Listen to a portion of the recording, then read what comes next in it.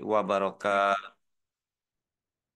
Alhamdulillah, alhamdulillahilladzi khalaqal mauta wal hayata liyabluwakum ayyukum ahsanu amala. Asyhadu an la ilaha illallah wahdahu la syarikalah wa asyhadu anna sayyidana Muhammadan abduhu wa rasuluh alladzi la nabiyya ba'dah. Allahumma sholli ala Muhammad sayyidil mursalin wa imamil muttaqin wa ala alihi wa sahbihi wa man da'a bi da'wati ila yaumil qiyamah amma ba'du. Faqala Allah Ta'ala fil Qur'anil Karim, a'udzu billahi minasyaitonir rajim. Bismillahirrahmanirrahim. Afa tu'minuna bi badil kitab wa takfuruna bi ba fama zaja'u mayyab ala dzalika minkum illa khizyun fil hayati dunya wa yaumal qiyamati yuradu ila asyadil azab al-ayah. Wa qala Rasulullah sallallahu alaihi wasallam la yu'minu ahadukum hatta yakuna hawa'u tab'a lima jitu bihi al-hadis. Tad Azhar yang saya hormati, Bapak Ibu jamaah syiar malam rahimakumullah. Alhamdulillah bersyukur kita pada Allah Subhanahu wa taala karena pada kesempatan malam ini masih diberikan nikmat oleh Allah Subhanahu wa taala, terutama nikmat kesehatan, ya, dan keistiqomahan kita, ya, dalam menjalankan aturan-aturan Allah Subhanahu wa taala, keistiqomahan kita dalam memegang syariat Allah Subhanahu wa taala sehingga malam ini kita bisa mengikuti dan melanjutkan sharing diskusi kita terkait dengan bedah kitab eh, kritik terhadap pemikiran Barat kapitalis atau Naqdul Fikril Gharabi Ar-Ra'sumali Mabda'u wa Hadaratuhu wa Saqafatuhu. Nah, dalam pertemuan yang kedua ini, kalau kita lihat di eh, babnya, ya, sekalian share aja langsung. Ya, kalau kita lihat eh, malam ini kita membahas langsung ke eh, poin yang kelihatan tadi ini. Ntar saya cek ini.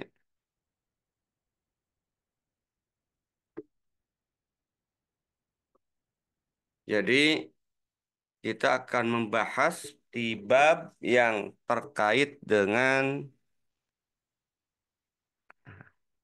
sejarah, ya, sejarah eh, kemunculan pemikiran kapitalis Barat. Ya. Jadi walaupun mungkin tidak akan kita bisa tuntaskan malam ini. Jadi kalau di kitab aslinya itu ada dua subbab, gitu kan, terkait dengan pengenalan pemikiran Barat ini, kemunculan esensi dan esensi, itu kan diakhiri dengan bantahan. Mungkin untuk kemunculan karena ini juga cukup panjang karena nanti kita akan sedikit berfilsafat, ya kan. Karena banyak nanti yang akan kita ungkap, ya kan. Walaupun di kitab itu hanya disebutkan tokoh-tokoh para filosofnya supaya kita nyambung, supaya kita memahami, ya, apa sih yang dilontarkan oleh para filosof tadi, ya, sehingga lontaran para filosof itu tadi menjadi dasar dari pemikiran dan hadarah Barat, terutama di bidang ekonomi dan bidang politik, gitu kan.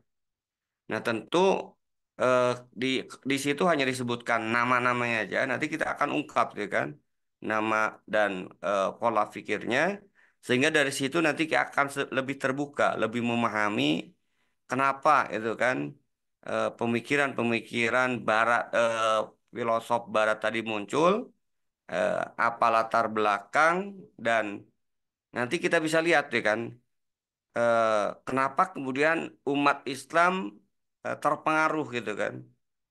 Kenapa umat Islam juga ikut, ya. Karena tadi kalau saya singkatnya itu, kefatalan kesalahan umat Islam itu adalah mengikuti filosof-filosof Barat ketika mereka meninggalkan agamanya, kitab sucinya, gitu kan, dalam hal ini Injil ya kan. Nah, sehingga mereka menyandarkan kepada akal pikiran mereka. Nah, nanti kita akan bahas nah pada pertemuan mungkin minggu depan ya kan. Sementara di malam ini kita hanya melihat sejarahnya, sejarah pemikirannya, gitu kan, kemunculannya. Nah, alhamdulillah ini sudah bisa ter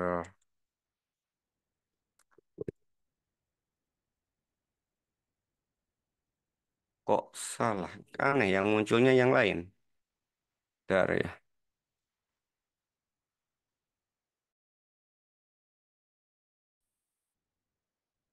Jadi sejarah kemunculan dan esensi pemikiran kapitalis Barat yang di dalamnya ada dua eh, istilahnya itu dua bagian ya.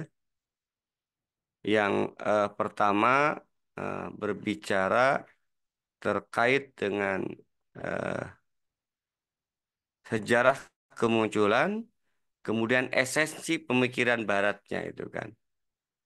Nah, eh, kita Tadazar Afan bisa diklarifikasi udah nyambung. Ntar, saya biasanya punya kontrol. Ntar.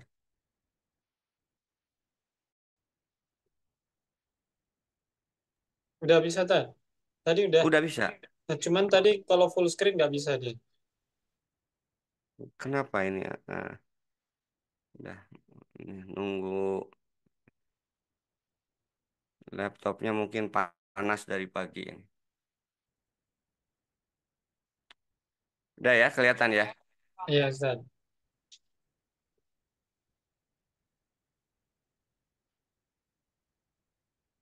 Oke, kita kita lihat. Coba kita besarin full. Nah, bisa? Oh, nggak bisa. Di sini bisa. Jadi, kalau kita bicara terkait dengan eh, sejarah kemunculannya, ya, pemikiran Barat, di kitab ini dijelaskan terlebih dahulu apa esensi pemikiran, ya kan? Jadi apa yang disebut dengan pemikiran, ya, definisi pemikiran dan al-izraq, ya kan? Jadi diawali dengan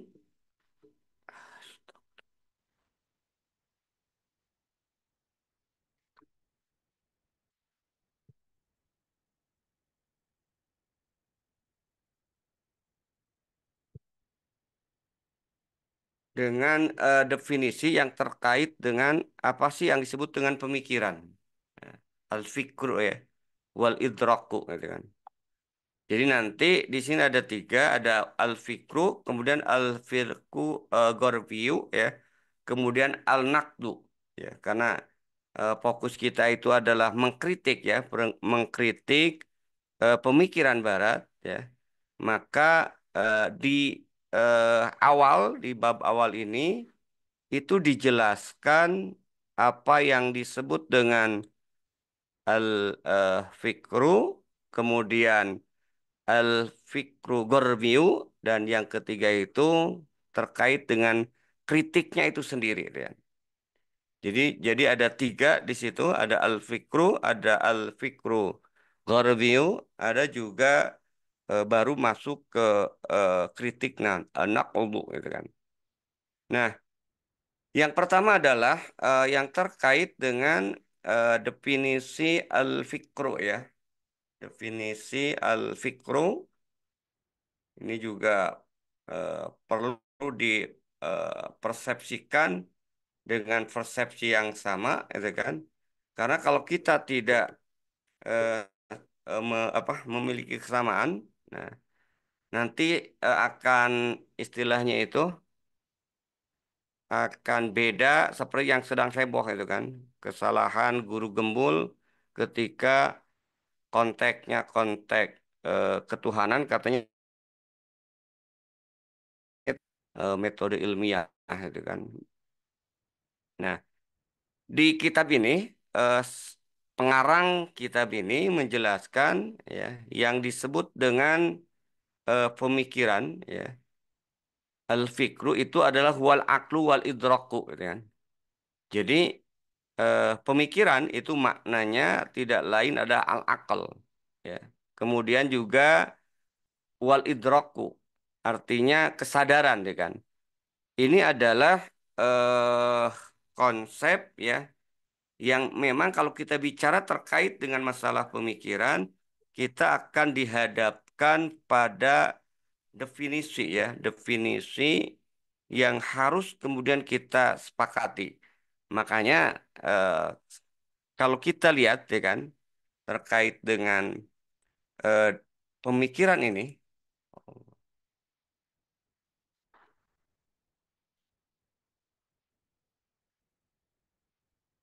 apaan Bapak Ibu sekalian ini kok nggak gangguan terus laptop saya. Astaga.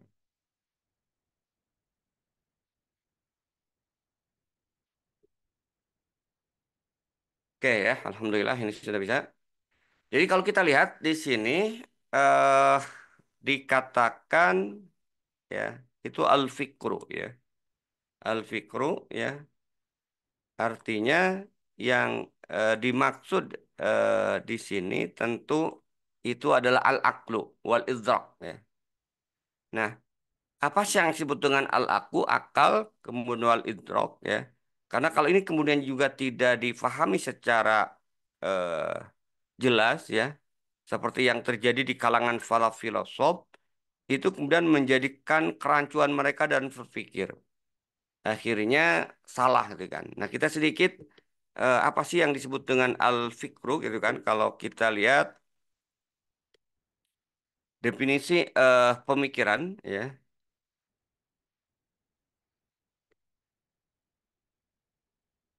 Ini saya tunggu di akhir gitu kan. Nah, jadi kalau kita lihat eh, kita samakan persepsi dulu gitu kan. Jadi yang dimaksud dengan al-fikru atau pemikiran, al-aqlu wal idrok gitu kan. Itu adalah sebuah proses ya, proses yang di dalamnya itu harus memenuhi 4 perkara. Ya. Yang pertama ada fakta yang terindra, gitu kan. Kemudian ada panca indera yang sering kita kenal. Kemudian ada otak. Dan yang keempat ada maklumatus sabikoh, informasi sebelumnya. Nah, dari komponen berpikir ini maka dilahirkanlah satu produk. Produknya itu apa? Produknya itu pemikiran. Ya. Ya. Nah, bagi contoh kalau kita lihat ya, misalnya kita melihat, mendengar fakta. Ya, ini ada yang kita kenal benda ini ketika kita berpikir tentang buruk, ya. Tentu ada dua yang ada di otak kita, buruk pada zaman Nabi dan buruk pada zaman sekarang, gitu kan. Nah, tentu ketika kita ditanya eh, buruk itu, maka yang terbayang kalau zaman sekarang itu adalah seperti ini, pesawat, tuh kan. Indra kita melihatnya seperti ini. Nah, tapi kalau kita perhatikan, eh, ketika kita mengaitkan dengan buruk pada zaman Rasul, tentu beda faktanya. Makanya eh, yang pertama yang harus kemudian kita kenali itu, ketika kita mau berpikir itu adalah fakta. Yang kedua, ada indera. Indera inilah yang nanti akan menyampaikan informasi tersebut ke dalam otak kita. Ya. Ada dua kategori indera eh, minimal penglihatan, pendengaran, ya kan? Tapi bisa aja juga digunakan indera yang lain, penciuman, pengecap, gitu kan? Nah, kalau kemudian tanpa ada ini, maka sama, kita tidak bisa kemudian menghasilkan pemikiran. Kenapa? Karena tidak ada informasi yang masuk ke dalam otak kita. Ya. Jadi fakta tadi tidak masuk, gitu kan? Nah, yang ketiga baru harus ada otak, gitu kan? Jadi kalau ada sekarang banyak apa istilahnya gurauan gitu kan ketika orang berpikirnya konslet, ya mungkin otaknya ada di dengkul, ya kan. Artinya menganggap tidak punya otak, gitu kan. Kenapa? Karena letak otak itu adanya kepala. Otak ini adalah salah satu organ tubuh. Nah, sehingga ketika berbicara terkait dengan akal itu sebenarnya bukan berbicara terkait dengan otak. Ya.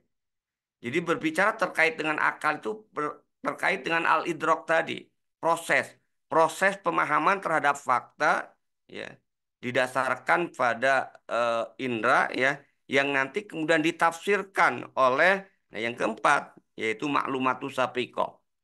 Jadi yang harus kemudian kita pahami, otak tidak sama dengan akal. Otak itu hanya setiap manusia, setiap makhluk hidup itu punya otak. Ikan juga ada otak, makanya ada otak-otak ikan enak gitu katanya. Nah, tapi itu bukan yang dimaksud dengan akal, makanya beda kan. Jadi monyet punya otak, tapi monyet tidak punya akal. Ya. Hewan, kambing punya otak, jadi kemudian dia tidak punya akal, ya kan. Makanya kalau kita lihat ya, kalau kita lihat sekarang banyak yang manusia-manusia yang kemudian otaknya ada, tapi akalnya yang kemudian tidak dimanfaatkan, tidak digunakan gitu kan. Nah, nah yang keempat ini yang penentu ya, itu adalah informasi sebelumnya. Saya sering gurau kalau kita melihat ke masa dulu ketika Tarjan yang kebiasaan hidupnya di hutan, maka dia tidak akan pernah terbayangkan ingin makan nasi kebuli. Kenapa? Karena dia tidak punya maklumat, ya kan? Bahkan mungkin pertama kali datang ke kota dia tidak tahu, gitu kan? Tidak memahami. Kenapa? Karena walaupun dia berkali-kali kemudian dipelototi sampai bertahun-tahun, dia nggak akan tahu apa itu, ya, kecuali setelah dikasih tahu, gitu kan. Nah, sama sebagai contoh di sini, ya. Saya ini berpuluh-puluh tahun melihat tulisan ini nggak pernah ngerti-ngerti, itu kan. Kenapa? Karena nggak ada maklumat, ya kan.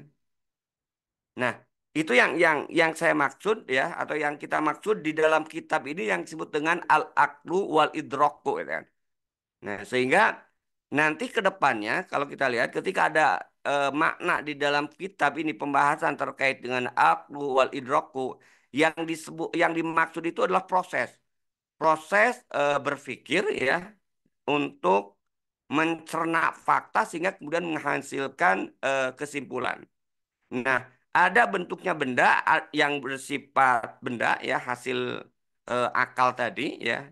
Ketika tadi memahami fakta, ya. Ada yang bentuknya pemikiran, ya. Nah, yang akan kita kritik di sini adalah pemikiran-pemikiran, ya, yang sorry, al-aqlu wal idrak makna fikroh dan pemahaman, ya. Nah, sehingga yang kalau kita lihat di kitab ini disebutkan, yang disebut dengan al-fikru di sini konteksnya, ya, itu adalah hasil berpikirnya itu kan. Hasil berpikir, ya itu apa? Yaitu hukum-hukum yang dicapai oleh manusia baik melalui akalnya maupun atau melalui aktivitas berpikir tadi. Nah, itu yang dimaksud dengan al-fikru, itu kan. Jadi yang dikritik yang terkait dengan pemikiran dalam kitab ini, naqdul fikri, itu kan. Itu adalah hasil hasil berpikir dan hasil proses pemikir-pemikir barat menggunakan akalnya menghasilkan sebuah produk yang terkait dengan pemikiran ataupun hukum-hukum. Nah, sehingga apa kalau begitu yang disebut dengan al-fikru al-ghorziyu, ya. Ya. Pemikiran-pemikiran barat di sini yang dikritik nanti kalau kita lihat, ya, kita harus memisahkan produk pemikiran barat itu ada dua.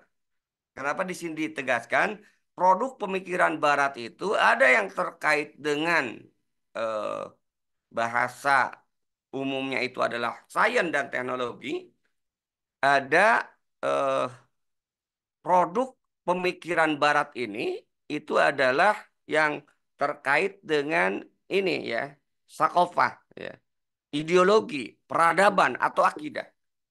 Kenapa? Karena kalau produk pemikiran yang terkait dengan sains dan teknologi itu kita nggak ngelitik, gitu kan. Dan kita boleh juga mengambil. Sebagaimana sabda Rasulullah, antum a'lamu bi umuri dunyakum.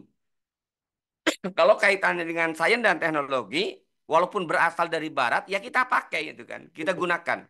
Nah, yang kita kritik ya, yang dimaksud dengan pemikiran barat di sini bukan produk sains dan teknologinya.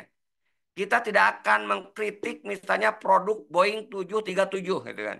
Kita tidak akan mengkritik misalnya produk Apple ya, handphone gitu kan. Kita tidak akan mengkritik itu. Yang kita kritik di sini, yang dimaksud dengan pemikiran barat ini adalah yaitu terkait dengan tadi ya, hasil dari amaliyatut tafkir, aktivitas berpikir yang terkait dengan metodenya, yang di dalamnya itu menghasilkan ya, menghasilkan apa? Ya, menghasilkan hukum atas sesuatu asya dan perkara itu kan asya wal umur itu kan, yang di dalamnya ada manhaj, manhaj berpikirnya, ada standar-standar dalam berpikirnya, ada buah pemikirannya itu sendiri dalam bentuk apa? Pengetahuan, pemikiran, pemahaman yang semuanya itu terwujud dalam bentuk, nah ini, mabda, peradaban, dan sakofah. Inilah fakta pemikiran Barat yang akan kemudian kita kritik. Ya. Kemudian yang ketiga, eh, apa yang dimaksud dengan nakdinya ini ya? Al-murad eh, al-muradu binaqlihi. Apa yang disebut dengan pemikiran barat yang dikritiknya itu apa gitu kan?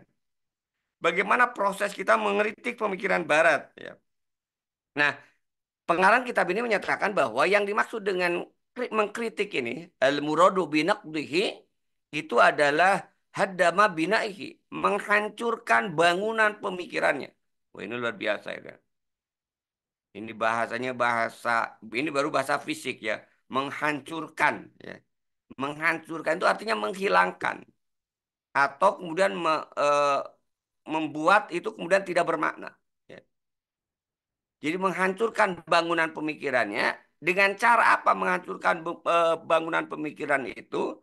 Tentu dengan cara menjelaskan tadi kebatilan hukum-hukum dan solusi yang kemudian diberikan oleh Barat. Contoh ya, dalam konteks eh, pemikiran di bidang ekonomi ya. Ekonomi kapitalis salah satu hukum ya, hukum teori ya yang terus kemudian sudah kita bahas di awal itu problem ekonomi itu adalah kelangkaan ya. Itu kita kritik gitu kan nanti ya, dikritik itu contoh yang pernah kita kritik gitu kan. Nah, termasuk juga solusinya. Solusi dari kelangkaan itu adalah produksi, JNV, meningkatkan produksi dan itu dikritik. Ini contoh.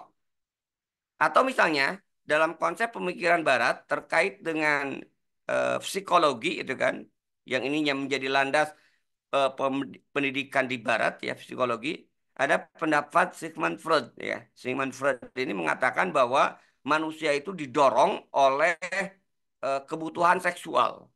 Karena itu menurut para pemikir Barat, seks itu kebutuhan, bukan naluri. Karena kebutuhan dia harus dipenuhi, sama seperti hajatul udawiyah. Ya. Sama seperti makan dan minum, kebutuhan. Karena itulah di Barat lahir seks bebas, gitu kan? Kenapa? Karena mereka memandang bahwa pemikiran mereka memandang bahwa seks itu kebutuhan. Ya. Dan itu lahir dari pemikiran filosof eh, Barat, yaitu Sigmund Freud. Nah, jadi yang dikritik itu adalah kesalahannya, ya, kebatilan serta solusinya, itu kan. Nah, yang kedua dijelaskan dalam kitab ini, ketika kita mengkritik pemikiran-pemikiran Barat ini, yang kita kritik itu sebenarnya asas-asas pondasinya, pilar-pilar pemikirannya. Ya. Kita tidak akan mengkritik semua pemikiran-pemikiran cabangnya. Mungkin ada yang kita kritik pemikiran cabangnya nanti, yang itu kemudian penting itu kan. Kenapa? Karena kalau bicara pemikiran cabang, nanti itu bisa aja kemudian kebetulan sama. Ya. Tapi nanti serupa tapi tak sama tadi gitu kan. Karena kalau kita bicara terkait dengan pemikiran cabangnya, ya kadang-kadang ada kesamaan. Ya. Tapi kalau kita dirunut kepada asas atau pondasinya, maka kita akan temukan. bagaimana kekeliruan, kesalahan pemikiran Barat. Sepintas misalnya ketika bicara terkait dengan pemikiran cabang, sering kaum muslimin, nanti kita akan lihat ya, menyamakan demokrasi itu dengan musyawarah, gitu kan. Kenapa? Karena ada pemikiran cabang yang sama tadi, ya. Di dalam demokrasi ada musyawarah, di dalam Islam ada juga musyawarah, gitu kan. Nah, ini tentu ya kalau kita telusuri memang ada kesamaannya gitu kan. Cuman kalau kita telusuri sampai ke filosofi dasarnya kita akan temukan ada perbedaan mendasar antara musyawarah dalam sistem demokrasi dengan musyawarah dalam sistem Islam.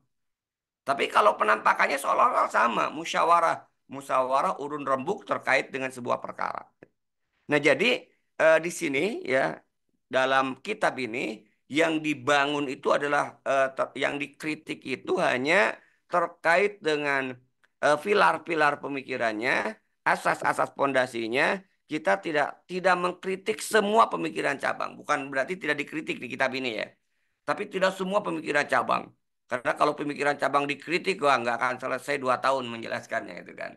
Dan bukunya mungkin nggak jadi-jadi itu kan, karena saking banyaknya. Makanya yang dikritik di sini kalau kita lihat di urutan kitab ini, yang pertama itu dikritik metode berpikirnya, dikritik akidahnya, dan dikritik juga metodologi penyebarannya gitu kan. Tiga. Jadi yang mendasar itu kan eh, metode berpikirnya ya. Makanya tadi saya pintas, nanti kita akan bahas lagi nanti di kritik terhadap metode berpikir Barat ketika mereka menggabungkan antara bukan menggabungkan kan, tidak memisahkan antara berpikir akliyah dengan berpikir ilmiah. Berpikir akliyah dan berpikir ilmiah itu beda. Nah, apalagi kalau penggunaannya itu kan. Nah, itu saya kira ya yang poin yang pertama dari judul buku ini ya, yang dimaksud dengan pemikiran, yang disebut dengan pemikiran barat dan yang apa yang dikritik dari pemikiran barat tersebut. Nah, baru kita masuk ke sejarah pemikiran barat. Kalau kita baca kitab-kitab, buku-buku yang terkait dengan sejarah pemikiran barat, kita akan menemukan ya sebenarnya bisa beda-beda kan penamaannya itu kan. Tapi di kitab ini disebutkan bahwa secara umum pemikiran Barat itu dibagi menjadi 3 tahapan. Ya. Era kuno, ya, zaman kuno itu kan, era pertengahan, era modern. Ya. Era kuno itu adalah sebelum abad pertengahan. Ya. Nah, era pertengahan inilah yang nanti akan kita lihat. Era yang terjadi pergolakan pemikiran di Eropa yang akhirnya kemudian terjadi dan melahirkan revolusi. Salah satunya itu adalah revolusi Prancis, ya kan. Nah, kemudian itu setelah kemudian era pertengahan, ya, maka masuklah era modern sampai sekarang, gitu kan.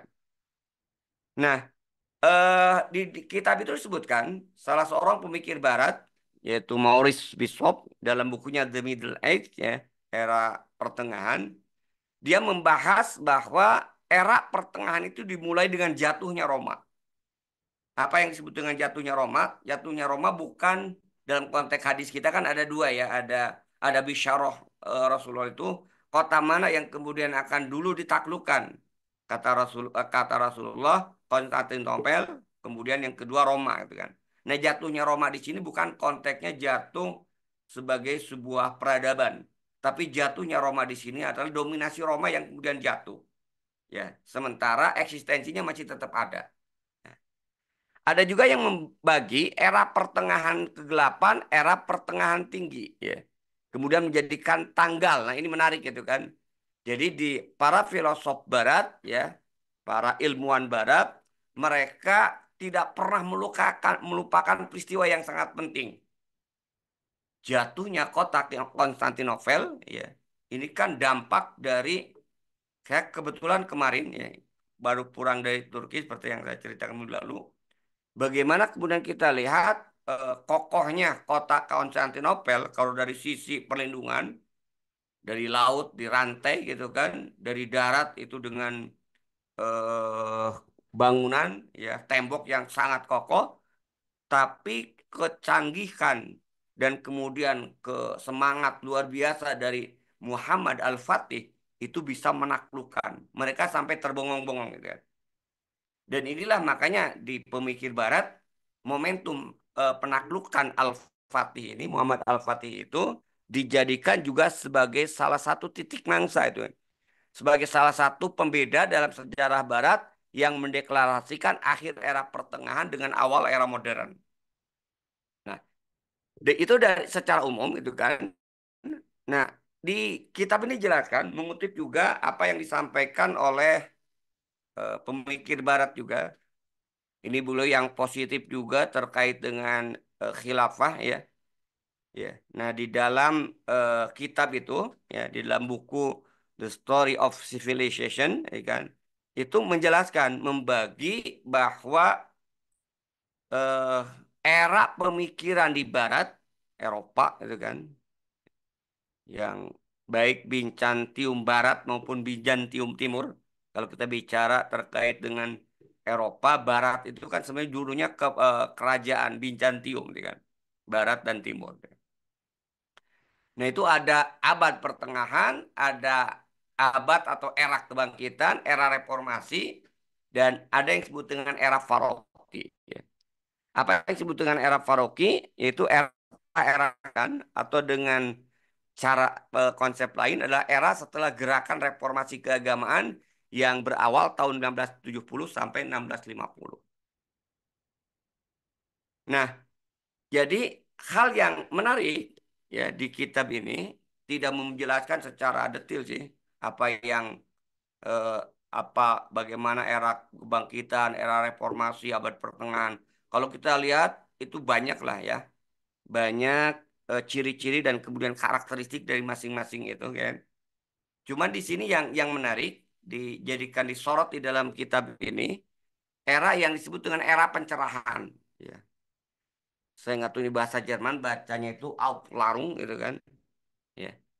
Jadi eh, lebih ditekankan di dalam eh, buku ini. Jadi ada satu era ya di Eropa, era pencerahan. Ya, ternyata era pencerahan itu era berpikir.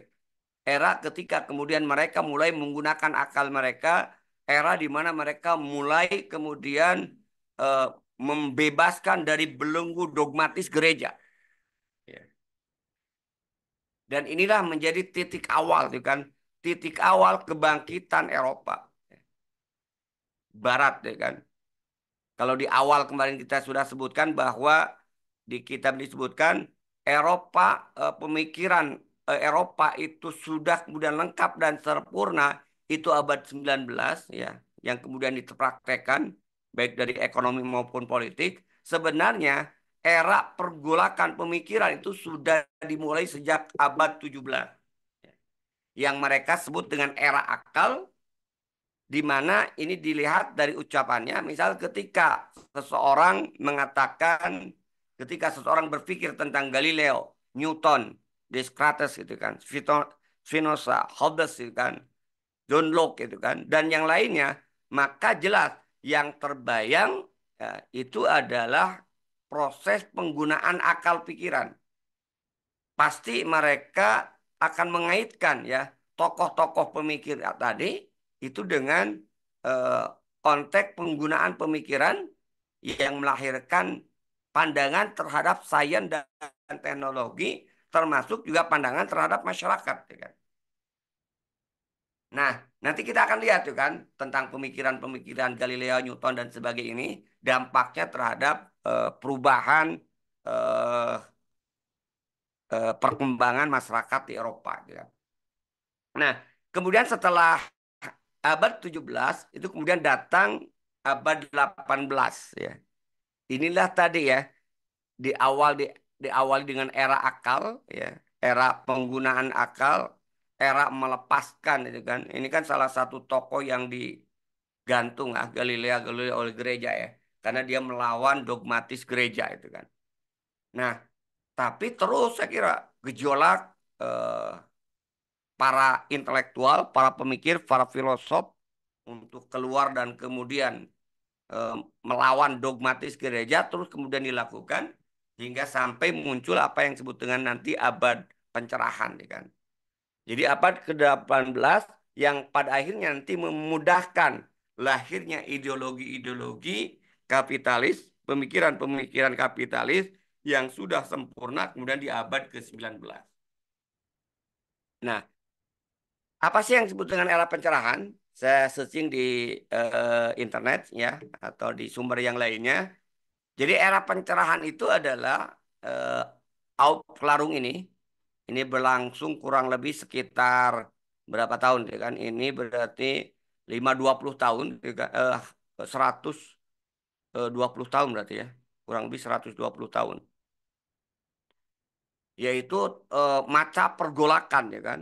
Masa pergolakan sehingga kemudian disebut Aufklärung ini secara arti secara dalam bahasa Jerman itu artinya pencerahan. Nah, nanti kita akan ketemu gitu kan. Menawelkan ya kan. Eh, Dia mengatakan bahwa ada satu prinsip atau satu apa istilahnya itu pepatah atau apa peribahasa ya. Sapere audel ya kan. Aude, sorry, bukan L ini tanda titik. Artinya apa? Beranilah berpikir sendiri. Artinya apa? Berani berpikir sendiri tadi. Mereka ingin keluar dari kungkungan gereja dengan dogmatis-dogmatisnya. Ya. Maka akhirnya kalau kita lihat di sini sebutkan bahwa sebenarnya era pencerahan itu di sejarah pemikiran Barat sebenarnya tidak lain adalah ingin menghentikan peran Tuhan dalam kehidupan. Nah ini gitu kan. Itu nanti yang akan menjadi dasar sekulerisme gitu kan. Bahkan ingin kan kita lihat kan dalam perdebatan yang sengit antara kelompok gereja dan kelompok akademisi sampai pada satu kemudian perdebatan yang tidak tuntas itu adalah apakah Tuhan itu ada atau tidak gitu kan. Nah, ini kan jalan tengah. Jalan tengah ini tadi mau Tuhan itu ada atau tidak karena mereka nggak bisa menuntaskan ya, bahwa Tuhan itu ada atau tidak. Kalau orang komunis tuntas Tuhan itu tidak ada. Ya, mereka ketika mereka mengkritik gereja, mengkritik kemudian Injil, mengkritik kemudian dominasi gereja, mereka ilmuwan mengatakan Tuhan itu tidak ada. Ya. Tapi kan naluri manusia, termasuk juga kepentingan politik gereja pada saat itu, mereka berontak, bertahan. Terjadilah pergulatan dan tidak sampai pada tuntas, pada akhirnya dibuat kesepakatan. Tuhan itu mau ada atau tidak, yang penting tidak boleh berperan dalam kehidupan. Inilah yang disebutkan inti dari Aufklärung tadi, ternyata era pencerahan itu adalah peran Tuhan dalam kehidupan berhenti setelah proses penciptaan alam semesta dan isinya. Jadi tugas Tuhan itu hanya menciptakan alam semesta. Setelah itu selesai urusan itu diserahkan kepada manusia. Ya. Nah, jadi di era pencerahan ini ya disebutkan oleh Ronald Thornburg gitu kan dalam bukunya The History of Eropa Modern Tau gitu kan. Jadi spirit era pencerahan yang lahir ya itu antara tahun 1650 1690 Masehi dan 1730 apa yang kemudian muncul era pemikiran itu ciri khasnya itu apa ya. Ciri khasnya itu adalah keraguan yang berlebihan dan penasaran untuk menguji mitos-mitos kuno ya. Apa yang dengan maksud mitos-mitos kuno? Salah satunya dan yang domain itu adalah dogma dogmatis gereja gitu kan ya. Jadi mereka mulai meragukan kenapa karena banyak yang tadi bertentangan dengan sains gitu kan misalnya itu kan contoh ya pemikiran Galileo tadi eh, kalau nggak salah itu kan heliosentris dan geosentris itu kan ya ini jelas berbeda dengan dogmatis gereja. Kemudian tokoh rasional nanti Aristoteles itu kan yang mengedepankan rasio gitu kan. Nah, jadi menurut Ronald Thornburg gitu kan ciri khas eh, abad pencerahan ini itu adalah meragukan keraguan yang berlebihan, ya, dan penasaran untuk menguji mitos-mitos kuno yang mana tidak menerima sesuatu dari sudut pandang akidah dan iman. Nah, ini ingin melepaskan dari akidah dan iman. Nah, kemudian terjadilah akhirnya, ya, selama fase tahun itu yang saya katakan tadi, perdebatan yang tidak ada ujungnya, hampir itu kan terjadi, banyak korban, ya kan, baik dari kalangan agamawan maupun ilmuwan, ya, atau yang mereka sebut dengan kaum Deis. Ya, kaum Deis itu apa? Kaum yang kepercayaan kepada Tuhan itu didasarkan pada akal, bukan wahyu. Dengan orang-orang Kristen yang lebih ortodok, yang kepercayaan mereka kepada Tuhan, sifat-sifat Tuhan, termasuk juga sains dan teknologi didasarkan kepada kitab-kitab suci mereka, gitu. Jadi terjadi pertentangan yang luar biasa kalau dalam sejarah seperti yang saya katakan tadi, pertentangan antara kalang kaum kaum intelektual dengan agamawan, ya. Kaum filosof dengan agamawan, filosof yang mengedepankan pemikiran dan akal, agamawan yang mempertahankan dengan dogmatis gereja. Nah, lebih dijelaskan oleh pemikir yang lain, ya, dalam bukunya A History of Western Thought, gitu kan, sejarah pemikiran Barat, ya, itu menyebutkan bahwa ini karakteristik, ya, sama-sama, ya, karakteristik masa era pencerahan, ya. Jadi masa pencerahan itu ditandai dengan optimisme progresif pada kelas menengah secara luas. Karena pada saat sebelumnya itu kan kalangan borjuis, ya, yang kolaborasi dengan gereja itulah yang mendominasi. Itu yang disebut dengan kelompok feodal, ya. Nah, maka dengan di masa pencerahan ini, kelompok-kelompok kelas menengah itu kemudian mulai optimis. Bisa kemudian mendapatkan kesamaan hak-hak yang seperti didapatkan oleh kelompok-kelompok feodal tadi. Menuntut kesamaan, ya kan. Kemudian ciri yang kedua ada kepercayaan yang waspada. Percaya tapi tetap waspada, gitu, pada akal dan manusia. Ada mazhab keselamatan sipil yang di dalamnya akal menggantikan posisi Injil. Ini yang menarik, gitu kan. Jadi kita bisa melihat kan dari sini arahnya sudah jelas sebenarnya bahwa revolusi pemikiran di Barat itu ingin meninggalkan dogmatis gereja yang mereka anggap itu berasal dari kitab suci Taurat dan Injil. Dan Injil, ya. Nah, sehingga eh, mereka menganggap, ya, berkat pertolongan akal manusia menjadi mungkin mengungkap substansi batin realita dan merealisasi kemajuan secara fisik, gitu kan. Nah, ini era pencerahan menurut para pemikir yang lain. Nah, kalau kita lihat juga lebih jelas, kalau kita lihat ini menarik, gitu kan. Era pencerahan ini sering juga diidentikan dengan era modernisasi. Ya. Jadi ketika masuk era pencerahan itu berarti Barat masuk ke era modern, ya kan. Nah, menurut pengarang kitab ini, saya nggak tahu karena di kitab aslinya juga tidak ada pengarangnya. Kalau disebut penulisnya itu adalah Hizbut Tahrir, gitu kan. Jadi ini disebutkan bahwa pemikir-pemikir Barat, ya, mereka masih rancu, tumpang tindih, gitu kan, antara penjelasan terkait dengan era pencerahan, konsep pencerahan dengan konsep modernitas. Di mana tumpang tindihnya ini disebutkan, kan. Ada yang menilai pencerahan itu sebagai pembuka jalan untuk modernitas.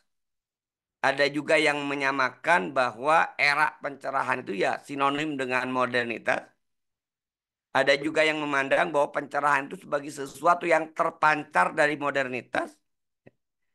Ada juga yang mengatakan bahwa Aufklärung atau pencerahan ini itu merupakan sifat pemikiran yang menyinari kegelapan barat dengan cahaya akal dan ilmu. Sementara modernitas itu sifat untuk pemikiran itu sendiri yang mengedepankan sesuatu yang baru, yang terlepas atau yang terbebas dari dogmatis-dogmatis gereja. Ya. Dan dari situ kita akan melihat ya dari pemikiran Barat ini ya, pencerahan ini tadi itu ada eh, istilahnya itu irisannya, titik kesamaannya.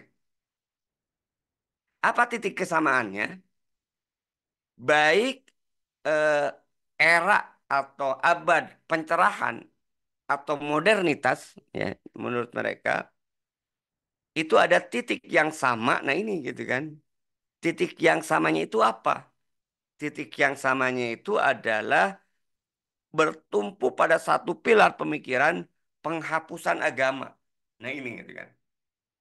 Jadi secara ideologi, secara akidah itu yang kita bahas nanti bahwa pemikiran Barat ya, pondasi akidahnya itu memang tidak mendasarkan kepada agama. Tapi mereka juga tidak mau kemudian menghilangkan agama. Ya. Maka itulah yang disebut dengan sekuler. Jadi penghapusan agama atau menetralkan agama atau memisahkan agama dari kehidupan. Atau kalau menurut ungkapan Martin, ya kan, dia mengatakan bahwa kesamaan antara ya tadi era pencerahan dengan modernitas itu adalah pelepasan dari hal-hal yang disucikan atau yang disakralkan dan pelucutan karakteristik ilahi, karakter ilahi darinya. Artinya apa? Lagi-lagi fokusnya itu sebenarnya agama, peran agama yang pada saat itu Eropa memang dikuasai oleh agama Kristen, ya. Nah, yang sampai awalnya Kristen satu, sampai muncul aliran Protestan ya yang mengkritik ya akibat penjualan surat pengampunan dosa. Ya. Nah, kalau kita lihat dari ini sejarah ya, sejarah pemikiran Barat ya. Nanti kita ini lebih kita bahas nanti apa esensi pemikiran Barat ya, esensinya. Ini sekarang masih masih pengantar sejarahnya. Nanti kita di minggu depan masuk baru gitu kan terkait dengan eh, tokoh-tokoh kita akan lebih mendalam di era pergolakan gitu kan. Siapa tokoh-tokoh ilmuwan yang menentang dogmatis gereja, siapa yang kemudian sampai dihukum gantung oleh kalangan gereja, kemudian siapa pemikir-pemikir selanjutnya itu kan. Nanti kita akan bahas besok dengan dogma atau pemikiran-pemikiran filosofinya. Nah, menarik ya, sebuah pertanyaan retorika di kitab ini terkait dengan tadi. Kalau kita lihat kok kenapa gitu kan? Kenapa sejarah pemikiran Barat ya, ya itu pemikiran Barat yang disipati dengan pencerahan ataupun modernitas tadi, ya, itu porosnya itu seputar agama gitu kan. Artinya mereka mempertanyakan peran agama dan dogmatis gereja dengan ayat-ayat Injilnya itu. Nah, dijawab itu kan. Sehingga akhirnya mereka ingin menolak agama atau memisahkan agama atau membatasi agama, tapi paling hasil kesepakatannya itu kan agama tidak boleh berperan dalam kehidupan ekonomi, politik, sosial, budaya. Agama hanya ada di gereja seminggu sekali gitu kan. Nah, ternyata jawabannya di kitab itu disebutkan kenapa ketika berbicara terkait dengan pencerahan atau modernitas, mereka fokusnya itu adalah membahas peran dan kedudukan agama. Jawabannya karena sejarah kelam. Ada sejarah kelam yang terjadi di abad pertengahan di barat tadi terkait dengan peran agama dan gereja yang tadi banyak ya tidak sesuai dengan perkembangan sains dan teknologi yang mereka temukan. Yang kedua juga nanti kita lihat kejahatan gereja yang berkolaborasi dengan para politikus pada saat itu, raja-raja sehingga menciptakan kaum feodal. Nah, jadi kalau kita lihat sedikit ya di abad pertengahan itu apa sih karakteristik abad pertengahan? Saya temukan ya ciri-ciri abad pertengahan yang nanti kita akan bahas itu kan minggu depan ya para tokoh-tokohnya. tokoh-tokohnya, siapa yang gugur, ya kan, apa idenya itu kan, kenapa dia dipenggal, dihukum gantung oleh gereja, nanti kita akan jelaskan itu lebih rinci kan. Cuman di abad pertengahan ini, eh, kalau kita lihat di buku-buku sejarah, ciri khas dari abad pertengahan itu ada 5, ya kan. Ini yang saya sebut tadi dengan sejarah kelam Eropa, sehingga pada akhirnya tumpuan dari kemajuan modernisasi dan pencerahan itu adalah seputar peran agama itu kan. Kenapa? Karena di eh, abad pertengahan ini pertama dominasi gereja yang begitu dominan itu yang saya katakan tadi. Gereja yang menjadi sumber seolah-olah ilmu pengetahuan. Nah ini ngeri juga gitu kan. Di kita sudah mulai juga ada yang salah gitu kan. Aliran bumi datar dan bumi bulat gitu kan. Itu yang satu menggunakan ayat dogmatis ayat Al-Qur'an bahwa itu bumi itu datar itu kan. Padahal kalau kita lihat ya ini menarik. Syekh Ato atau ya saya lupa ya kitab Syekh Ato ya dalam tafsir itu beliau mengatakan bahwa kita tidak boleh sebenarnya menempatkan ayat-ayat Al-Quran itu sebagai sumber ilmu pengetahuan. Karena Al-Quran itu wahyu itu kan. Jadi ya yang tapi yang dimaksud tadi ya, maksud menjadikan sumber ilmu pengetahuan itu menjadi justifikasi gitu kan. Sains dan teknologi. Kenapa? Ya karena tadi kata Rasulullah, antum a'lamu bi umuri dunyakum. Semangat sains ada di dalam Al-Quran. Tapi Al-Quran itu bukan kitab pengetahuan. Al-Quran itu bukan sumber sains dan teknologi. Tapi spiritnya ada. Gitu kan. Spirit ada, tapi sumbernya bukan. Kenapa? Karena Al-Quran itu kitab wahyu, aturan syariat ya kan, yang mengatur kehidupan manusia. Kita terkait dengan sains dan teknologi. Nah, nanti kalau ini enggak ini ya apa istilahnya perdebatan antara kelompok bumi datar dan bumi bulat ini, saya khawatir itu kan kita dialihkan atau sengaja dibuat untuk ribut di situ itu kan. Sementara masalah sebenarnya bagaimana kemudian syariat Islam kemudian harus diterapkan ini malah diabaikan. Heboh aja gitu kan. Saling kemudian istilahnya itu melecehkan. Yang kedua, iptek tidak berkembang, kemudian muncul sistem feodalisme itu kan tadi ya. Kemudian kebudayaan Romawi dan Yunani kuno mati suri ya. Nah, ini tadi yang kelima pada masa itu dominasi gereja bersifat keakhiratan skolastik dan manusia dikatakan sebagai orang yang berziarah di dunia ini. Sehingga kita kenal di prinsip abad pertengahan itu sering disebut dengan abad ke-8 hidup untuk mati. Tapi hidup untuk mati untuk sesuatu yang negatif maknanya. Ya. Artinya apa ya? Buat apa kita istilahnya itu rajin, semangat, kok kita akan mati itu kan. Jadi bukan kemudian semangat untuk menjadi dalam konteks Islam itu kan hidup untuk mati itu harus semangat dalam konteks bahwa ketika hidup ini kita sebagai khalifah fil ar untuk memakmurkan bumi. Kita inilah nanti yang akan diminta pertanggungjawaban apa yang sudah kita berbuat dalam rangka memakmurkan bumi, dalam rangka mewujudkan Islam rahmatan lil alamin. Nah, ingat mati, hidup untuk mati dalam konteks Eropa bukan itu gitu kan. Kejumudan berpikir, kenapa apa-apa toh mati juga gitu kan. Nah, itu saya kira yang bisa saya sampaikan ya pada eh, pembahasan malam ini ya.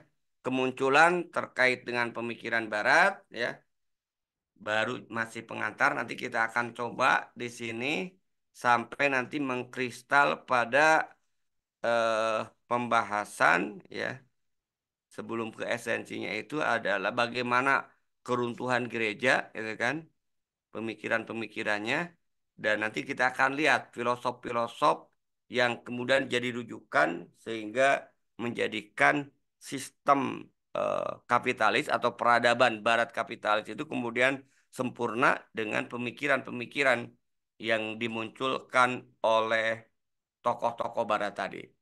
Misalnya itu kan, saya sering gurau itu kan, ketika hari ini masih karena masih banyak juga walaupun sudah Rabiul Akhir, semangat umat Islam untuk memperingati Maulid Rasulullah itu kan luar biasa. Tadi malam di wilayah saya masih peringatan Maulid Nabi. Hari Minggu kemarin kita juga dialog tadi ya Maulid ya kan. Tapi saya katakan tadi ya ini kaitannya dengan para filosof ini. Kita berbusa-busa kemudian mengatakan cinta Nabi ya.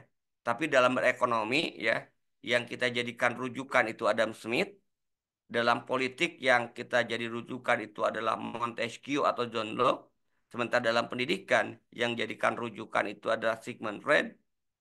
Maka ketika kita bertemu dengan Nabi, ya, beranikah kita mengatakan bahwa kita itu cinta Nabi? Pasti Nabi akan mengatakan cintamu palsu, bro. Ya. Nah, ini yang kita lihat tuh kan. Nah, nanti kita lihat ya, saya ingin contohkan maksudnya apa pemikiran-pemikiran filosof barat itu ya yang akhirnya tadi mereka menjadi rujukan sehingga sempurnalah tadi seperti di awal tadi bangunan pemikiran barat ya baik di bidang ekonomi, politik maupun juga terkait dengan pendidikan. Itu barangkali Ustaz Dasar yang bisa sampaikan. Kurang lebihnya mohon maaf. Kalau ada yang mau didiskusikan, mangga. Billahi sabil haq. Assalamualaikum warahmatullahi wabarakatuh. Ya, Alhamdulillah. Ustadz, syukron atas pemaparan diskusi kita. Ini juga bisa menjadi penghantar untuk diskusi awal kita malam ini. Eh, Setidaknya beliau ingin mengingatkan kembali kepada kita bahwa kemunculan kapitalisme atau ideologi ya lebih tepatnya kapitalisme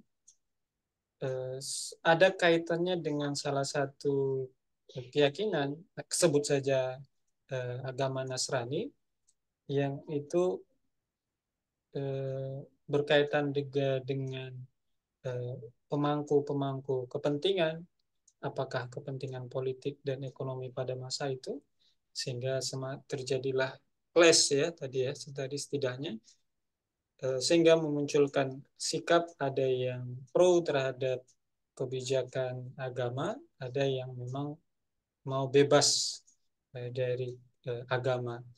Ya, maka lahirlah tadi beliau sempat sebutkan istilah tadi kalau saya tidak salah sekularisme ya, memisahkan agama dari persoalan-persoalan kehidupan. Alhamdulillah buat Bapak Ibu, insya Allah kita coba eh, hangatkan lagi diskusi ini, perdalam lagi berkaitan dengan tema awal diskusi kita berkaitan dengan sejarah.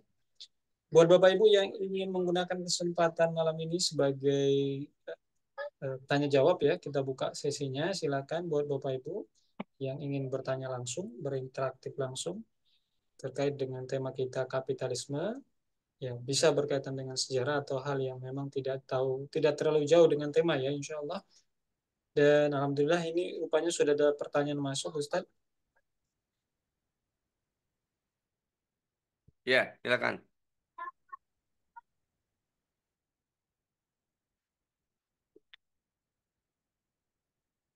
Ya, Itu di ini, mood ya. ya, ini pertanyaan dari Pak Norman atau Mas Norman ya, Kasmaran.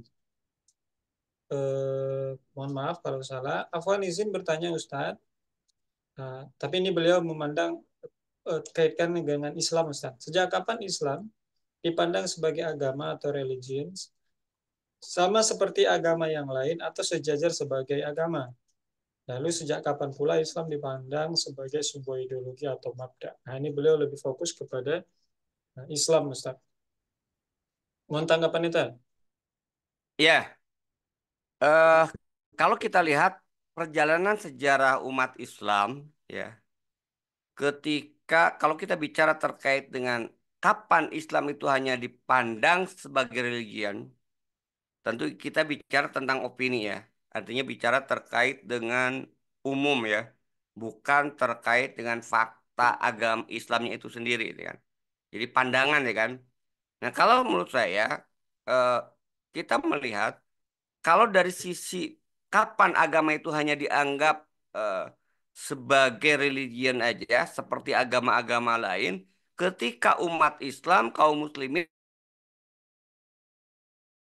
tadi. Kalau kita lihat di Turki, berarti praktis di Turki itu ya sejak pemakjulan sistem khilafah itu kan. Itu 1918-an itu kan. Karena sejak setelah lupa 1918 kalau nggak salah. Karena setelah itu khilafah masih ada tapi hanya simbol. Tidak tidak kemudian diperankan sebagai institusi politik. Tapi tetap masih sesuatu yang ditakutkan baru betul-betul dihapuskan 1924. Nah, kalau kita melihat dari fragmen sejarah ini, kita katakanlah ya dalam konteks pelaksanaan, maka sejak kemudian khilafah dihancurkan, ya, maka sejak itu pula sebenarnya Islam oleh sebagian umat itu dianggap hanya sebagai agama yang sama dengan yang lain, tidak mengatur terkait dengan aspek politik dan ekonomi dan kenegaraan tadi. Dan kita lihat pada fragmen sejarah tahun 1924 dihancurkan khilafah. Kemudian pemikiran umat ini juga ya berupaya dihapuskan dari benak pemikirannya dengan keluarnya buku yang dikarang oleh seorang ulama Al-Azhar, walaupun setelah ditelusuri ternyata bukan tulisan dia, dia hanya sekedar dicatut namanya dan dapat mungkin tadi ya dapat uang atau apalah gitu kan, yaitu Ali Ar-Razik gitu kan, yang dia mengatakan bahwa tidak ada nabi itu bukan sosok kepala negara. Muhammad itu bukan sosok negara. Dengan kata lain, tidak ada kemudian aturan kenegaraan di dalam Islam. Itu tahun 1925. Nah, ini ingin mengupayakan, ingin menetapkan seolah-olah Islam itu hanya religion. Tapi saya kira itu hanya di sebagian pemikir itu kan. Karena Islam sebagai ideologi ya itu tidak pernah padam ya. Makanya kan sejak hancurnya khilafah terus umat Islam sebagian kelompok yang sadar terus ingin memposisikan bahwa Islam itu sebagai sebuah ideologi, sebagai sebuah cara hidup itu kan mabda yang ya sampai sekarang perjuangan terus dilanjutkan itu kan. Itu yang pertama ya kan. Jadi kalau kita kemudian dikatakan sejak kapan agama Islam itu hanya sebagai dipandang agama, ya pastinya itu sejak seseorang pemimpin atau pemimpin menganut paham sekulerisme. Maka sejak itulah dia menempatkan Islam itu hanya sekedar agama. Gitu kan. Dan itu yang saya katakan tadi. Ini mencontoh Barat, pemikiran Barat, terpengaruh dengan pemikiran Barat ya, yang tadi melepaskan agama dalam urusan politik dan ekonomi dan kemasyarakatan dari dogmatis-dogmatis gereja tadi gitu kan. Nah, itu dari sisi kapan ya. Jadi saya merujuknya kepada individu, kepada umat. Kalau individu ketika dia mengdeklar sekuler, maka sejak itulah dia hanya menempatkan agama itu hanya sebagai religion. Sementara dalam konteks umat itu betul-betul terrealisasi bahwa Islam itu hanya dipandang sebagai agama itu sejak dihancurkannya, dihapuskannya Khilafah Utsmani pada tahun 1924. Nah, pertanyaan berikutnya, lalu sejak kapan Islam itu dipandang sebagai ideologi? Sejak lahirnya Islam itu sudah dipandang sebagai sebuah ideologi. Cuma dengan bahasa mungkin ideologi itu kan kalau kita lihat ideologi atau mabda itu kan bahasa serapan ya. Mabda ideologi kalau di dalam Islam itu kan sebenarnya itu adalah akid dulu itu kan. Jadi bahasanya itu akidah ruhiyah, akidah siasah. Ya. Nah, kalau bahasa sederhananya, kalau dalam konteks mungkin bukan istilah ideologi, itu namanya itu way of life, cara hidup. Islam cara hidup itu sejak diutus oleh Rasulullah, gitu kan. Sejak Islam dibawa oleh Rasulullah, Islam sudah ditempatkan sebagai cara hidup. Artinya cara hidup dalam bahasa sekarang itu ideologi, dalam bahasa sekarang itu mabda, gitu kan. Itu ya, yang saya lihat. Cuman sama tadi, kapan kemudian terrealisasi sebagai sebuah negara, ya, ya baru pertama ya, yaitu ketika Rasulullah hijrah dari Mekah ke Madinah. Baru Islam sebagai ideologi, sebagai sebuah mabda itu diadopsi, diemban oleh sebuah negara.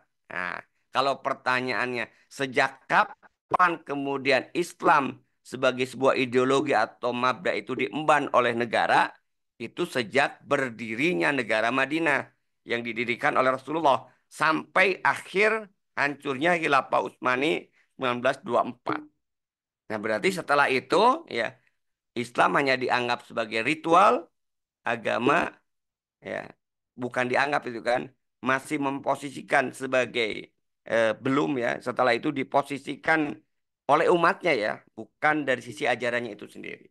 Wallahu alam. Itu ya. Ustaz.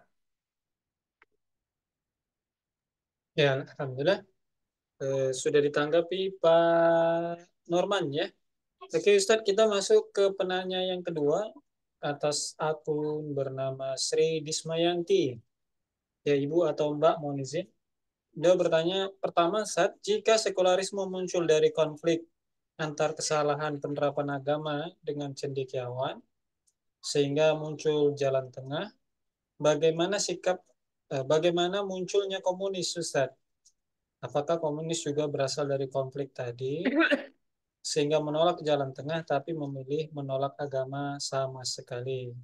Itu poin yang pertama. Yang poin yang kedua, nah, ini poin keduanya agak lebih spesifik, Ustaz. Apakah surat penghapus dosa masih ada di era gereja zaman sekarang? Mohon tanggapannya tadi. Ya, yang pertama kalau kita bicara komunis itu bahasanya itu kan ada dalam konteks para pemikir ya, dalam konteks filsafat, tesis dan antitesis gitu kan. Jadi sebenarnya kalau apa istilahnya itu ideologi sekuler kapitalis itu muncul dari perdebatan kelompok agama dengan cendekiawan ya. Kalau komunis itu muncul muncul sebagai antitesis dari kapitalis tadi. Makanya kalau kita lihat kan eh, seperti yang kita bahas di dalam eh, sistem ekonomi Islam, kritik terhadap sistem komunis itu muncul merupakan antitesa, ya, antitesa dari sistem kapitalis, di mana sistem kapitalis menciptakan kezoliman, ya, terhadap eh, rakyat buruh gitu kan, akibat dominasi para kapitalis dengan adanya salah satunya prinsip dari liberalisasi kebebasan kepemilikan. Nah, maka kemudian antitesisnya ya, tesisnya itu kan tadi kan mereka melihat bahwa yang menyebabkan terjadinya kesengsaraan rakyat dan buruh itu disebabkan oleh liberalisasi kepemilikan. Ya. Maka antitesisnya muncullah pemikir komunis, maka harus dihapuskan kepemilikan, gitu kan. Itu contoh itu kan. Nah, jadi kalau saya melihat bahwa munculnya komunis itu sebagai sebuah sistem ideologi ya, itu memang dari eh, istilahnya itu antitesis. Nah, tapi kita harus bedakan juga itu kan antara komunis sebagai sebuah ideologi dengan komunis sebagai sebuah agama keyakinan yang tidak mempercayai adanya Tuhan lain itu kan. Komunis yang sebagai yang tidak mempercayai adanya Tuhan ya, itu ya itu hasil pemikiran mereka itu kan. Bahwa Tuhan itu tidak ada sama. Itu hasil perenungan itu kan. Jadi saya harus harus kita pisahkan antara komunis sebagai sebuah ideologi dengan komunis sebagai sebuah keyakinan terkait dengan adanya Tuhan, ya kan?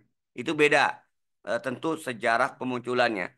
Komunis atau sosialis sebagai sebuah ideologi itu merupakan antitesis dari kapitalis, sementara komunis atau komunis yang tidak mempercayai adanya Tuhan, yaitu merupakan hasil pemikiran mereka ya, yang bersifat materialisme, bahwa semua itu berasal dari materi, maka Tuhan itu kemudian tidak ada. Itu ya yang saya pahami. Wallahu alam. Nanti kalau keliru nanti saya ralat ya kan. Itu yang pertama ya. Yang kedua, apakah? Nah, makanya tadi kan kalau komunis ya sebagai sebuah eh, ideologi ya sama sekali jelas menolak agama, menolak Tuhan, ya kan. Nah, pertanyaan yang kedua, apakah surat penghapusan dosa masih ada pada era gereja? Kalau saya nyari ke ini ya, nanya ke Mang ke AI, itu masih ada, ya.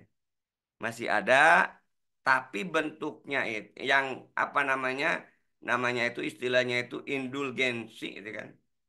Ini tidak diperjualbeli. Cuman bedanya itu dengan sekarang itu tidak diperjualbelikan, tidak diperjualbelikan. Nah, syaratnya pun adalah eh, untuk bisa mendapatkan surat pengampunan dosa tadi, tobat dan mengakui dosa dalam sebuah ritual pengakuan dosa, gitu kan. Nah, dikeluarkanlah surat ya, wallahu alam, gitu kan. Tadi eh, Kang apa Ustadz Baskoro juga menjelaskan katanya ada di video Kristolog Ustadz Dayak, gitu kan. Jadi memang saya lihat ada itu, ya. Cuman tadi pertama tidak diperjualbelikan, ya. Kemudian yang kedua, surat itu diberikan setelah seseorang melalui proses taubat, ya, taubat. Mungkin sebenarnya bukan surat pengampunan dosa, ya. Mungkin bentuk bahwa dia sudah bertobat. Sehingga setelah bertobat ya, berarti dosanya diampuni, gitu. Ya, ini kan juga sebenarnya nggak logis juga. Siapa yang mengampuni dosa itu kan? Berarti gereja, gitu kan. Padahal kalau kita lihat ya di dalam konsepsi umat Islam kan yang bertobat aja belum tentu diterima, gitu kan. Makanya nggak ada di dalam Islam itu bentuk seperti itu. Itu ya wallahu alam. Tapi intinya masih ada, cuman tidak diperjualbelikan, dan itu lebih lebih tepatnya itu hanya sekedar tadi ya untuk eh, surat keterangan bahwa dia telah bertaubat, ya kan. Itu ya saya kira.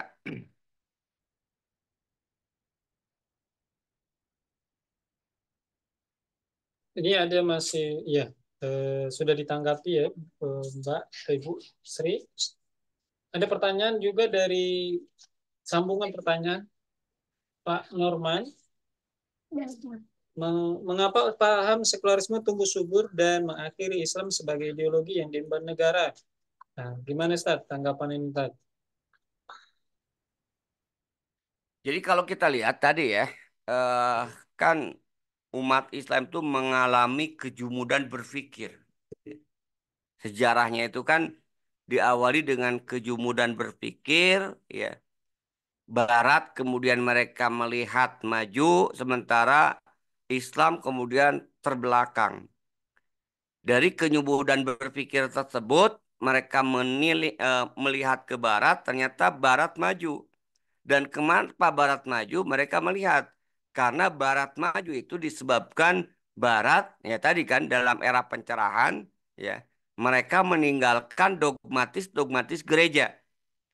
Nah, mereka yang sudah terpengaruh dengan pola pikir Barat ini, ya, maka mereka menyamakan Islam itu kemudian dengan Kristen. Mereka menyamakan bahwa kemunduran umat Islam akibat umat Islam itu kemudian terlalu kemudian berpegang teguh kepada aturannya. Nah, mereka melepaskan sama akhirnya kan orang-orang sekuler itu menganggap bahwa ya yang membuat kemudian kemunduran itu adalah syariat Islam. Dan ini kita lihat eh, figur contohnya kan di Turki, ya. Di mana di Turki pada saat itu sampai azan pun itu diganti dengan bahasa Turki, itu kan. Pakaian eh, Islam, ya, kerudung jilbab pada saat itu kemudian dianggap sebuah kejahatan, kan, yang memakainya, itu kan. Pakai topi kayak Ustadz Azhar aja itu yang mencerminkan itu juga pada saat itu Turki itu dianggap sebuah kejahatan sehingga harus diganti dengan pakaian ala Eropa, gitu kan. Nah, ini kalau saya lihat itu faktornya itu kan. Faktornya itu karena kenapa tumbuh subur ya karena tadi salah pandang terhadap Islam, gitu kan. Jadi Islam itu kemudian disamakan dengan ajaran Kristen. Nah, kalau pertanyaan berikutnya, kenapa mereka menyamakan ajaran Islam dengan Kristen? Nah, berarti kan proses pendidikan terhadap Islam ini yang kemudian tidak benar ya. Jumud tadi itu kan. Mereka tidak mengkaji kemudian Islam dari sumbernya. Makanya kalau kita lihat salah satu penyebab kenapa kemudian Turki Utsmani itu kemudian begitu rapuh gitu kan setelah 6 tahun 6 abad berkuasa, itu salah satu kelemahan ya Turki Utsmani itu adalah tidak menintegrasikan antara bahasa Arab dengan eh, kekuasaan Islam dengan bahasa Arab itu kemudian di sana tidak diintegrasikan. Sehingga kalau kita ke Turki ya ya tetap aja Istanbul itu bahasa dominan bahasa Turki. Ya. Beda dengan Mesir itu kan. Mesir itu dulunya bukan bahasa Arab, tapi sekarang Mesir bahasa Arab. Karena Mesir pernah menjadi pusat kekuasaan khilafah juga, gitu kan. Nah, Turki itu salah satu kelemahan Turki itu adalah tidak mengintegrasikan bahasa Arab, gitu kan, dalam eh, memahami Islam pada saat itu kan. Di era itu, gitu kan. Nah, sehingga akhirnya apa tadi? Lama kelamaan pemahaman terhadap Islam kan terjadi degradasi. Nah, kita bisa lihat kalau kemudian tidak memahami bahasa Arab, maka sulit untuk melakukan ijtihad, istinbat. Ijtihad dan istinbat itu sebagai alat untuk merespon ya, kemajuan, merespon terkait dengan masalah-masalah yang dihadapi oleh manusia, itu kan. Makanya tadi wajar ketika bahasa Arab tidak dipahami, terjadilah kejumudan, maka akhirnya kemudian Turki ya akhirnya harus kemudian mengadopsi undang-undang yang berasal dari Barat di akhir kekuasaannya. Selain juga tentu ada faktor lain ya. Kalau kita bicara faktor lain ya gencarnya tadi, gencarnya musuh-musuh Islam. Jadi kalau kita ingin lengkapnya, kenapa kemudian paham sekularisme tumbuh subur dan mengakhiri Islam sebagai ideologi? Ya kita kalau kita ingin jawab lengkap ya jawabnya itu dua itu kan. Faktor internal, faktor eksternal ya. Faktor internalnya tadi umat Islam mulai jumud, ya kan? Faktor eksternalnya memang musuh-musuh Islam yang tidak henti-hentinya berupaya untuk menghancurkan Islam, ya, dengan jalan apa? Dengan memanipulasi ajaran Islam. Dan kita lihat kan kalau nanti bisa dibaca juga akar sejarah nasionalisme di negeri Islam. Ternyata akar nasionalisme itu sudah ditanamkan ya, Al-Fobia itu mulai abad 17 gitu kan. Ketika orang-orang barat ya itu kemudian mendirikan sekolah-sekolah Kristen, nah mulai ditanamkan paham-paham kemudian nasionalisme. Dan lebih lanjut kalau kita lihat dalam sejarah bagaimana peran Inggris itu kan untuk menghancurkan Islam ideologi itu dengan memasukkan manusia laknat ya Mustafa Kemal Atatürk gitu kan yang seorang Yahudi yang pura-pura kemudian masuk Islam.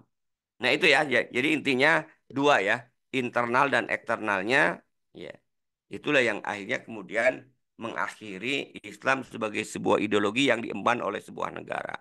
Wallahu a'lam bishawab. Ya, Alhamdulillah. Ustadz, ini satu pertanyaan terakhir dan mau nanti kasih closing statement juga, Ustadz. Berapa pentingkah, ya, Pak Norman, kita cukupkan dulu. Seberapa pentingkah kita, terutama bagi kaum muslimin, karena di dalam awal kitab ini kan membahas sejarah.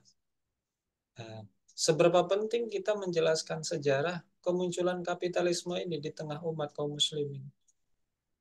Artinya dia di awal kitab ini berarti kan ada nilai pentingnya, kita bilang Ustaz. Ada urgennya. Berarti apa kira-kira pentingnya kita mengenali sejarah kapitalisme ini sebelum kita masuk pembahasan esensi pemikiran kapitalisme yang mau dikritik tadi, Ustaz. Mohon juga sekalian. Ya, yang pertama kalau kita lihat ya, pentingnya memahami sejarah. Itu kan sejarah itu nanti kita akan menangkap ya asal muasal, asal muasal sebuah peristiwa, asal muasal sebuah kejadian, latar belakang kemudian kejadian.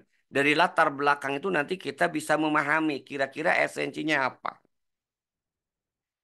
Misalnya itu kan, dengan penjelasan nanti, kenapa kok tadi disebutkan arah pemikiran Barat, muncul ke pemikiran Barat itu sebenarnya tidak lain adalah protes terkait dengan dogmatis gereja. Ya. Jadi berarti kalau kita lihat tadi kan, di saat itu memang ada oknum-oknum ya yang menggunakan agama gereja ya, yang itu kemudian dijadikan eh, alat untuk eksploitasi. Ya. Yang kedua nanti kita bisa paham ya, memang ada perbedaan. Ya. Jadi kalau di dalam gereja, di dalam ajaran yang terkait dengan Kristen, Injil itu tidak ada sistem kehidupan. Maka ketika mereka kemudian membuat dogma terkait dengan sistem kehidupan, ya pasti itu akan bertentangan dengan fakta dan realitas, itu kan. Ya, contoh itu kan terkait dengan sains teknologi. Akhirnya banyak yang kemudian bertentangan dengan akal, ya kan, ilmiah, gitu kan. Ya tadi itu kan. Nah, apa yang kemudian bisa kita ambil dari situ, gitu kan? Ya. Nanti bagi umat Islam, nah umat Islam harus paham kenapa kemudian Barat maju dengan sekulerismenya, ya karena memang agama mereka tidak mengajarkan sistem kehidupan.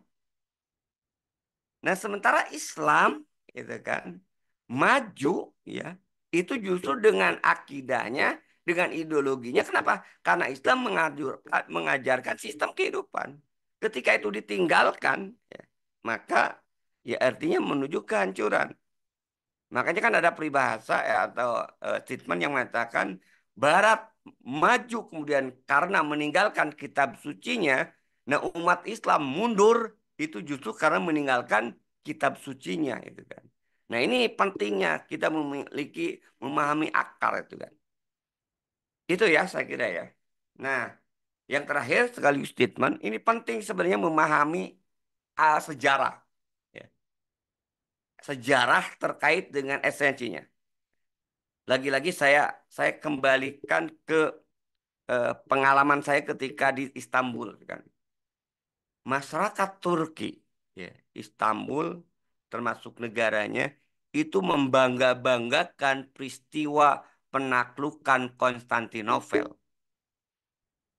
Tapi peristiwa itu mereka pisahkan dengan Islam. Nah, itu bahayanya itu kan. Jadi sejarah penaklukan Konstantinopel mereka pisahkan dengan Islam. Sehingga tidak ada spirit Islam di sana. Yang ada itu kebanggaan bangsa Turki. Ini kan sejarah yang sesat dan menyesatkan. Sehingga mereka itu ya akhirnya saya berpikir, oh ini kok aneh itu kan. Mereka membangga-banggakan penaklukan Konstantinopel, penaklukan yang dilakukan oleh Muhammad Al-Fatih, tapi ya rejimnya anti terhadap sistem khilafah. Itu kan sesuatu yang aneh gitu kan. Kenapa bisa seperti itu? Karena dia tidak paham sejarah itu kan. Sejarah penaklukan Konstantinopel itu tidak bisa lepaskan sebenarnya kalau yang benarnya dengan eksistensi khilafah.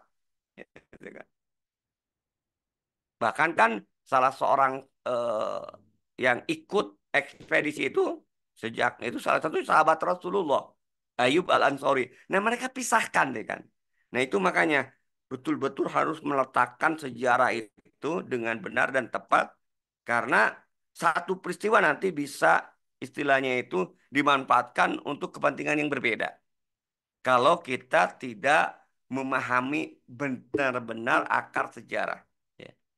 Nah, itu juga yang harus kemudian kita pahami. Nanti kita akan tergambar jelas berikutnya itu kan. Kenapa perlu kita memahami pergolakan eh, sejarah yang melahirkan pemikiran Barat supaya kita mudah untuk mengkritisi ya, menghancurkan bangunannya itu kan. Dan umat Islam kemudian tidak lagi kemudian mengadopsi itu. Saya kira itu ya. Wallahu a'lam bishawab.